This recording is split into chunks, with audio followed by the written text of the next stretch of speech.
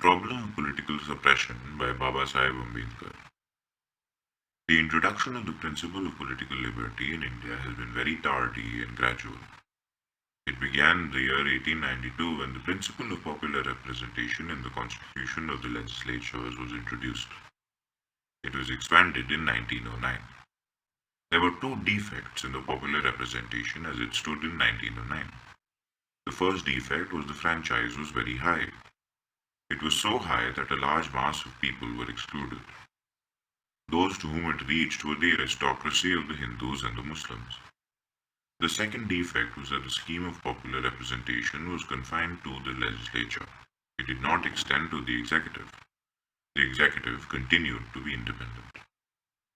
The legislature could neither make or unmake the executive. The next was taken in 1919. Curiously enough, in the scheme of 1919, the principle of popular representation was applied to the executive without applying it in commensurate degree to the legislature. This happened because the political movement in India was led largely by the higher classes. They have always been more anxious for executive power than for extension of franchise. It is natural, for they stood to gain more by executive power, while those who would gain by franchise were the masses. The higher classes, having the ear of the British authorities, pressed for executive power and succeeded getting it without the extension of franchise. The franchise was no doubt extended much beyond the bounds fixed in 1909, but it did not touch the untouchables. Indeed, they are so poor that nothing except adult franchise would bring the untouchables on the electoral roll. The government of India was very much perturbed. They could do very little, but they did express their anxiety about placing the untouchables under the political domination of the high caste Hindus without giving the untouchables the right to vote in the election. In their dispatch of 19th March 1919, the government of India observed, quote, "The situation was altered in 1935 under the scheme proposed by the British government under what is called the Communal Award. 1. The untouchables were to have a differential franchise so as to enfranchise about 10% of the population. 2. The untouchables were not only to have a differential franchise, they were to have a certain number of seats reserved for them in the provincial and the central legislatures. 3. The seats reserved for them were to be filled by separate electorates and formed exclusively of voters belonging to the untouchable community. 4. In addition to having a vote in the separate electorates, the untouchables were to have a second or additional vote in the general elections for seats open to Hindus other than the untouchables." Mr. Gandhi, who had been objecting the separate representation of the untouchables, raised a protest against the proposal of the British government and threatened to fast unto death if these concessions were not withdrawn. Mr. Gandhi's objection was mainly to separate electorates, and as the British government refused to withdraw their proposals unless there was an agreement between the untouchables and the Hindus, thereupon Mr. Gandhi started his fast. Eventually, an agreement was arrived at between the Hindus and the untouchables in September 1932. That agreement is known as the Pune Pact. Its terms are reproduced below. Pune Pact. 1.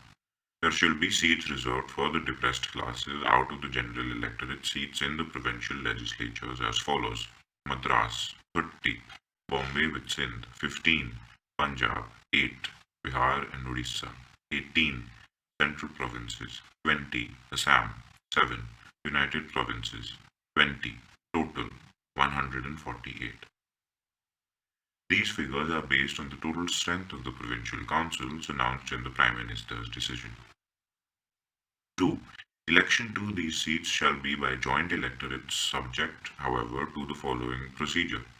All the members of the depressed classes registered in the Fengrel electoral roll in a constituency will form an electoral college which will elect a panel of 4 candidates belonging to the depressed classes for each of the reserved seats by the method of the single vote. The 4 persons getting the highest number of votes in such primary elections shall be candidates for election by the general electorate. 3.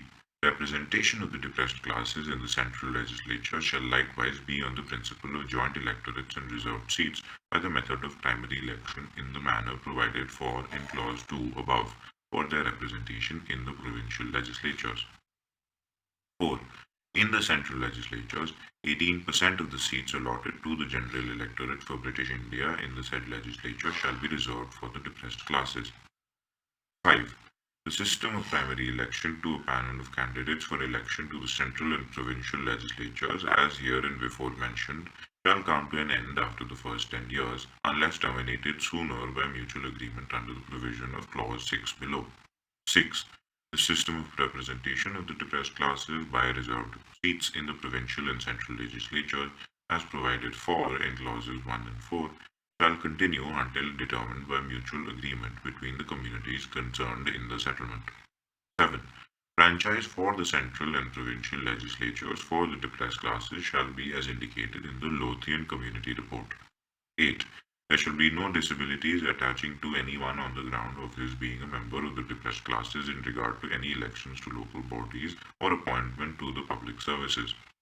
Every endeavour shall be made to secure fair representation of the depressed classes in these respects, subject to such educational qualifications as may be laid down for appointment to the public services. 9. In every province, out of the educational grant, an adequate sum shall be earmarked for providing educational facilities to the members of the depressed classes. This part forms the charter of the political liberty of the untouchable. The first election left incomplete. The end.